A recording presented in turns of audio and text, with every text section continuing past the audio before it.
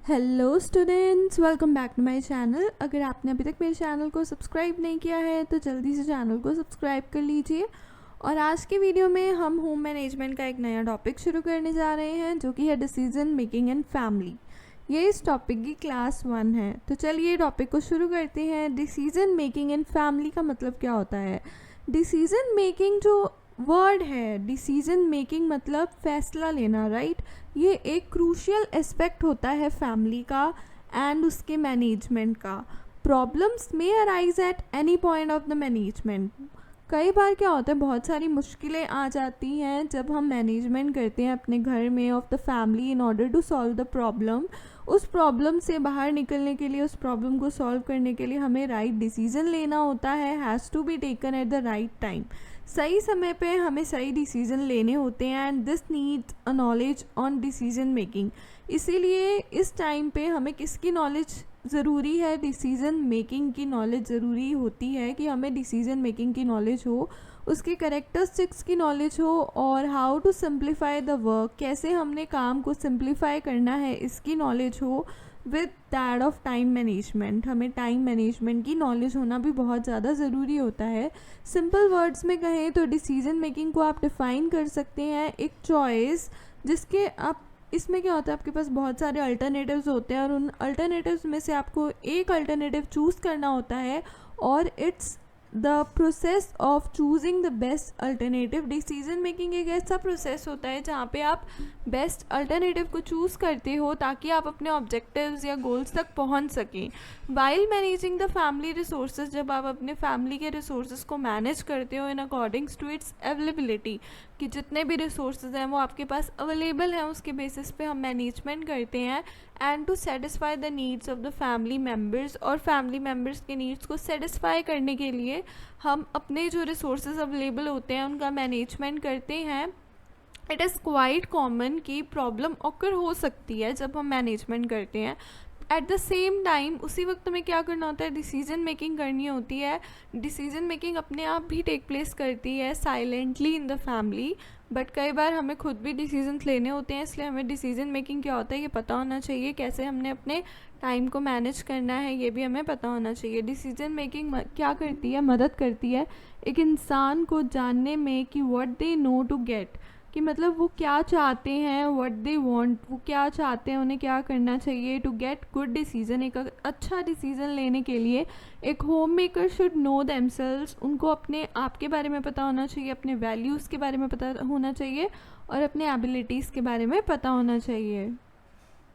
To get opinion लेने में कि अबाउट क्या सही है, क्या अच्छा है और क्या वैल्यूएबल है। वैल्यू क्या करती है? वैल्यू मीनिंग देती है एक इंसान की लाइफ को, उसे प्रोवाइड करा करके बेसिस फॉर सेटिंग प्रायोरिटीज़, ताकि वो अपनी प्रायोरिटीज़ को समझ सके।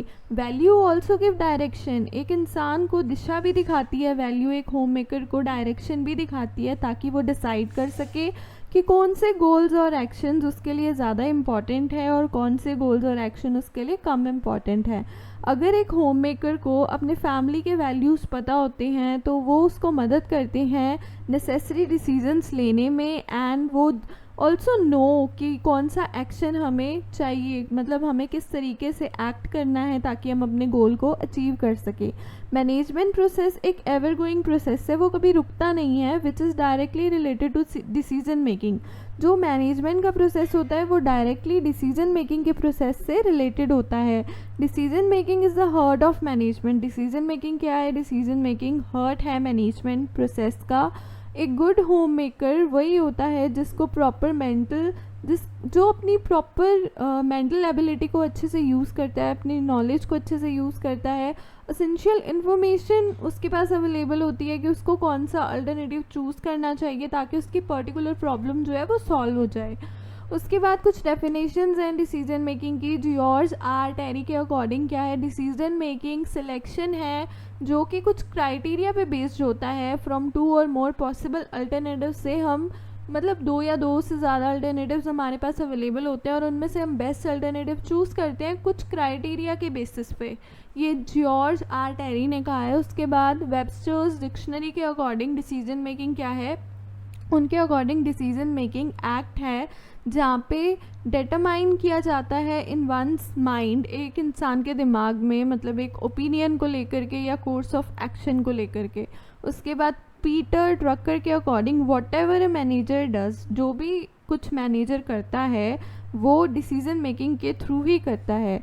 आर.एस. डवर के अकॉर्डिंग डिसीजन मेकिंग को आप डिफाइन कर सकते हो जहाँ पे आप सिलेक्शन करते हो किसी क्राइटेरिया के बेसिस पे एक बिहेवियर अल्टरनेटिव का, दो या दो से ज़्यादा पॉसिबल अल्टरनेटिव्स में से, ताकि आप फिर आप डिसाइड करते हो कि आपको, मतलब आप कंक्लूजन पे पहुंचते हैं एंड फिर आप अल्टरनेटिव को चूज़ करते हैं, वो आपका डिसीजन मेकिंग है अकॉर्डिंग टू आर.एस. डवर। उसके बाद कैरेक्टरिस्टिक्स ऑफ डिसीजन मेकिंग की हम बात कर लेते हैं। कैरेक्टरिस्टिक्स क्या है? All of the family members, सारे जो फैमिली के मेम्बर्स होते हैं वो कंट्रीब्यूट करते हैं या पार्टिसिपेट करते ही करते हैं डिसीजन मेकिंग में। जो चेंजिंग होती है डिसीजन की इज़ नॉट सूटेबल और sometimes it leads to confusion. कई बार क्या होता है, जब हम कोई डिसीज़न लेते हैं और डिसीज़न में कई बार हम चेंजेस लाते हैं तो कई बार वो चेंजेस सूटेबल नहीं होते हैं और कई बार कन्फ्यूजन की स्टेट ऑकर हो जाती है। Decision is taken it acquires a effect. जब हम कोई भी डिसीज़न लेते हैं तो उसका असर पड़ता ही है। अननेसेसरी चेंजेस जब हम अपने डिसीजंस में लाते हैं तो उससे प्रॉब्लम्स क्रिएट होती हैं और कई बार वो काम फेल भी हो जाता है, हमें फेलियर का सामना करना पड़ता है। Home maker should evaluated each and every alternatives. Home maker को क्या करना चाहिए? हर एक अल्टरनेटिव को अच्छे से इवैल्यूएट करना चाहिए सेपरेटली, ताकि अप्रोप्रिएट सॉल्यूशंस उसको अपनी प्रॉब्लम्स के मिल जाएं।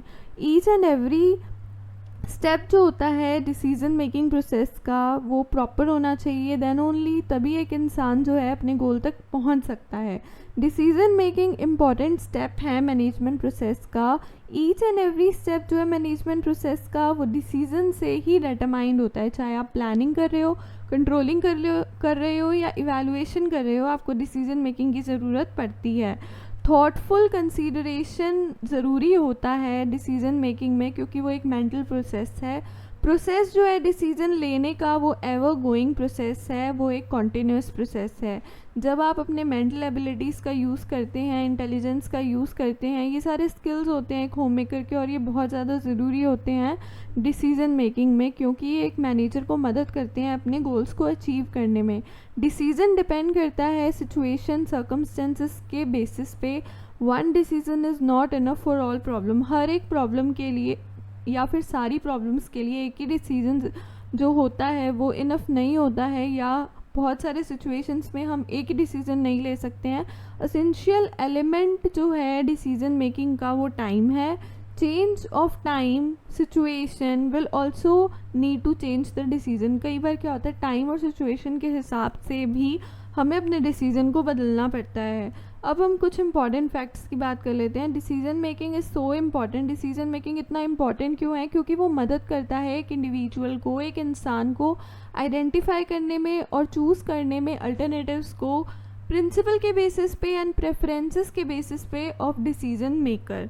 डिसीजन मेकिंग डिफाइंड होता है जहाँ पे आप चॉइस जो है आपकी बेस्ट अल्टरनेटिव की उसको चूज़ करते हो, बेस्ट अल्टरनेटिव को। बिफोर मेकिंग डिसीजंस मेक करने से पहले आप सारे अल्टरनेटिव्स को इवैल्यूएट करते हो कि फ्रॉम विच आपको एडवांटेजेस क्या होंगे उनके और डिसएडवांटेजेस क्या होंगे।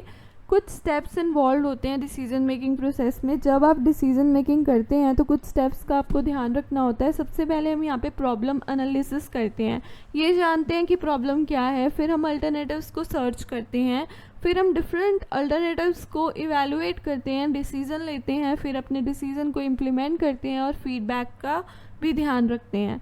तो इनको थोड़ा डिटेल में देख लेते हैं। Problem can be analysed by following 3 steps. ठीक है, जब आपको अपने प्रॉब्लम का एनालिसिस करना होता है तो आप इन 3 स्टेप्स को फॉलो कर सकते हैं। सबसे पहले हम यहाँ पे परसेप्शन ऑफ प्रॉब्लम करते हैं। फर्स्ट फेज जो होता है डिसीजन मेकिंग का वो ये होता है कि आपको अपने प्रॉब्लम को डायग्नोस करना होता है कि आपकी प्रॉब्लम एक्चुअली में है क्या। ये बहुत ही क्रूशियल स्टेज होती है और टाइम कंज्यूमिंग एक्टिविटी होती है, यहाँ पे थोड़ा टाइम ज़्यादा लग जाता है। One of the important task किसी भी हाउसवाइफ या मैनेजर का यही होता है कि वो जाने कि बेसिक कंसेप्ट क्या है इस प्रॉब्लम का। Problem should be N analysis in detail.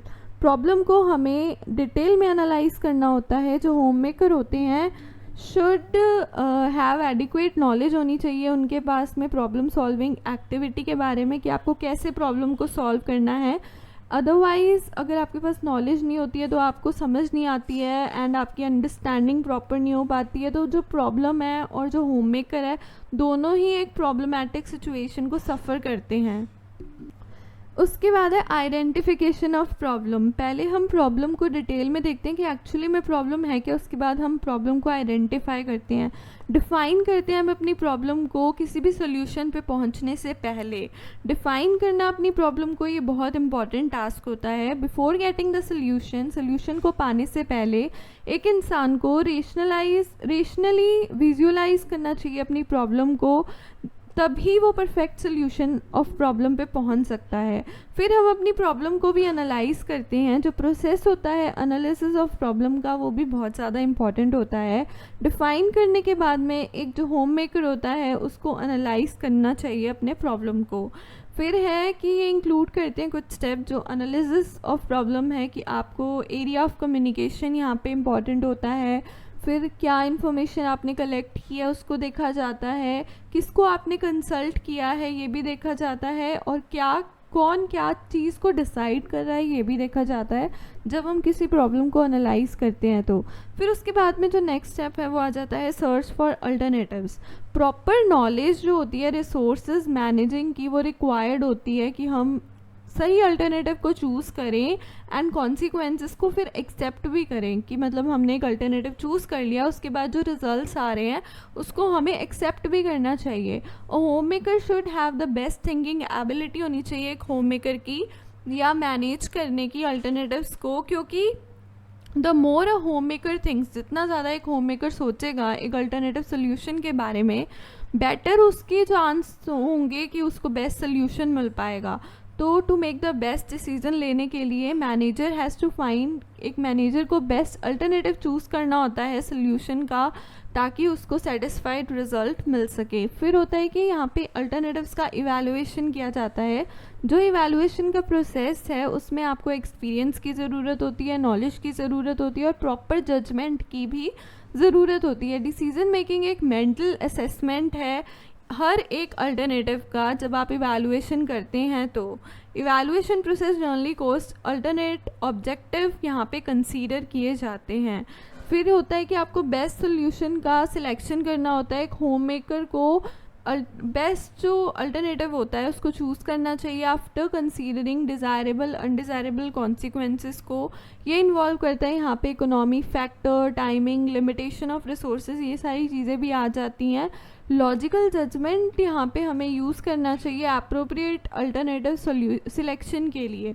फिर आता है कि हमें अपने डिसीजन को इम्प्लीमेंट करना होता है। तो जो इम्प्लीमेंटेशन है वो भी एक बहुत इंपॉर्टेंट स्टेप होता है, प्रोसेस होता है डिसीजन मेकिंग का। इम्प्लीमेंटेशन जो होता है प्लान का वो हैम्पर नहीं करता, इज़ नॉट हैम्पर नहीं होता है अगर कोई डिसीजन में चेंज ले लिया जाए दूसरों से कम्युनिकेट करके।